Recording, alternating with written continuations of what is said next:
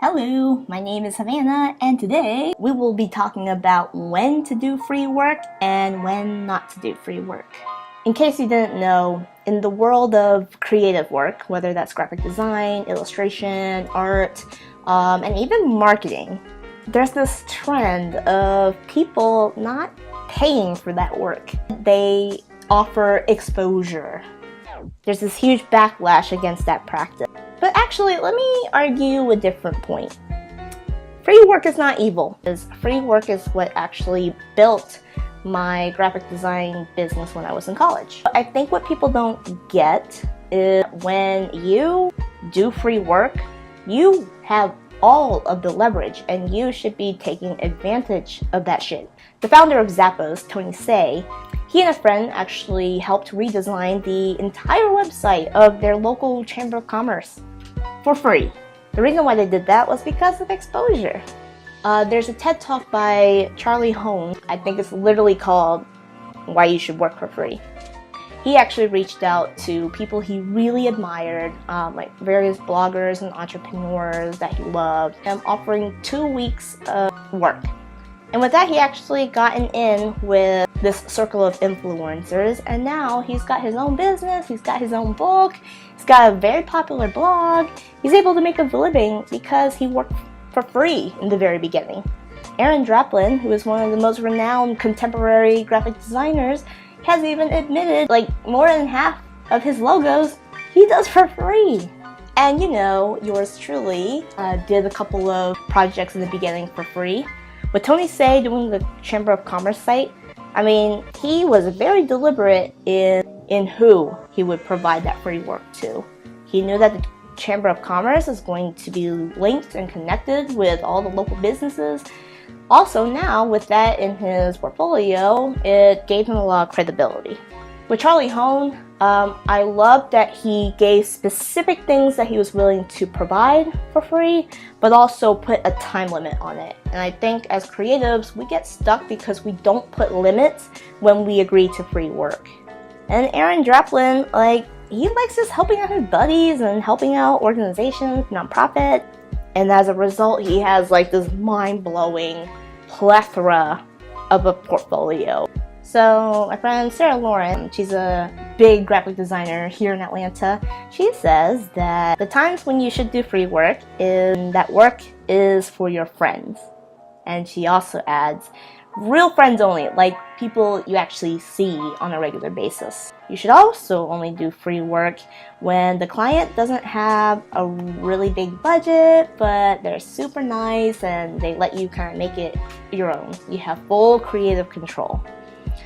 And then number 3, you can do free work when it's a true collaboration. My friend Courtney Allen, who runs courtingadventure.com, Courtney actually provides her services on sites like Odesk. Odesk is usually very saturated with competition, and she actually recommends that maybe your first 3 projects, maybe you don't do them for free, but you do them at an extreme discount, just so you can get positive reviews for your Odesk profile and kind of build initial momentum. You can find both of those ladies at the links down below. Just to add to that list, for me, I feel like you should accept free work when it's work you actually believe in.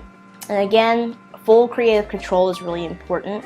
Make sure that if you're doing this free work, you can mention it publicly, that your name can be attached to it publicly. Free work is also helpful if the name, the brand, or the actual work will give you credibility. And then the one tip that's really helped me personally is doing free work for people who you know are going to work hard for you. It's almost lopsided. So for example, my first client that I did a free postcard design for, he was so interested in mentoring me as a business person that he was the one who dragged me out to my local Chamber of Commerce. He introduced me to a ton of people in the area.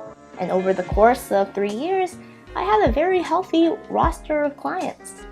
So yeah, I didn't get paid for that postcard, but look at the extra business that this guy was able to generate for me. So when shouldn't you do free work? Number 1, when the person is exploitative and an asshole. Even if you are getting paid for it. I've fired clients for being assholes before. You shouldn't do free work if it won't benefit you in any way. You also shouldn't do free work when you've got things you gotta pay for and you cannot pay for it.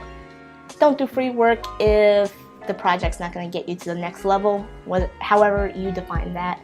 And then don't do free work if all you do is free work.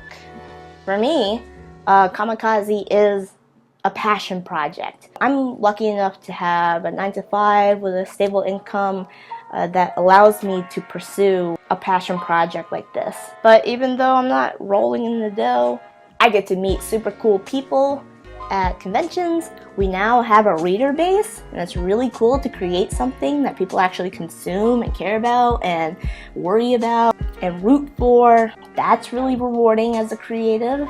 It scratches that animation itch that I've had my whole life. Kamikaze has definitely got my name out there. It really drove and accelerated my online presence.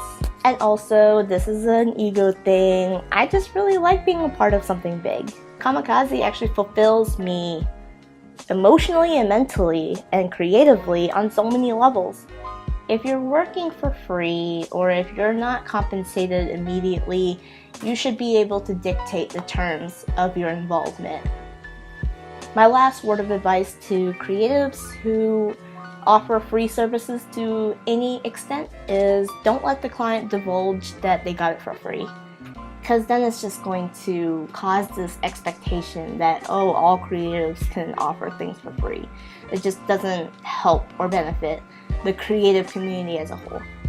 Now, my message to people who offer exposure to these creatives: no artist owes you this work.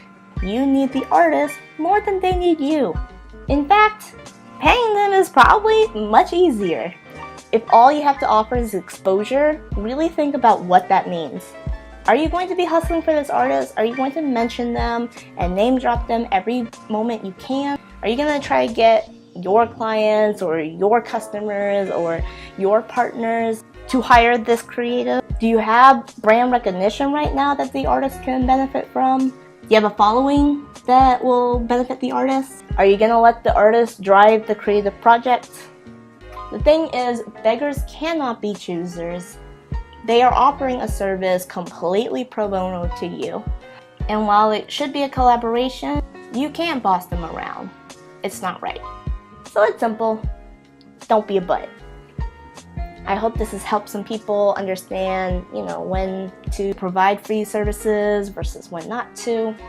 If you like this video, don't forget to like and subscribe. And if you have more questions, feel free to comment below.